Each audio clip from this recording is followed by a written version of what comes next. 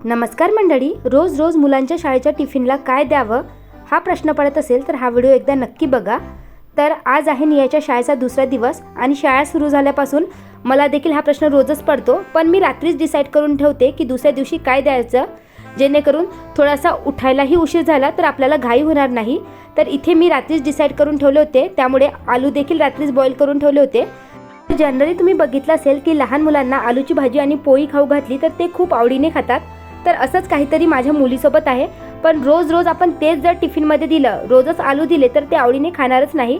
पण त्यामध्ये थोडंसं क्रिएटिव्हिटी दाखवली तर तेच आलूची भाजी आणि पोळी ती आवडीने खातील। तर इथे मी काय केलं की आलूची भाजी बनवताना त्यामध्ये माझ्याकडे ज्याही भाज्या उपलब्ध होत्या ना त्या घातल्या आहेत। त्याचबरोबर आवडीनुसार मसाले घालायचे आहे, थोडासा चाट मसाला नाहीतर आमचूर पावडर घालायचा आहे। राईट साईडला मी पोळ्या देखील बनवून घेतल्या। तर इथे मी मोठी पोळी न बनवता असं छोट्या छोट्या पोळ्या कट करून घेतल्या, त्याला थोडंसं मेयोनीज आणि टोमॅटो सॉस अप्लाय केला आहे आणि जी आलूची स्टफिंग होती ना ती त्यात आत भरून अशा प्रकारे पोळी फोल्ड करून घेतली आहे।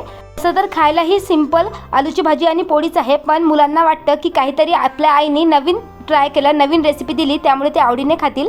तर अशी मस्त झटपट रेसिपी मी आज नियाच्या टिफिनसाठी ट्राय केली होती। तर आय होप तुम्हाला ही रेसिपी आवडली असेल तर व्हिडिओला लाईक नक्की करा। चला तर भेटूया नेक्स्ट ब्लॉगमध्ये।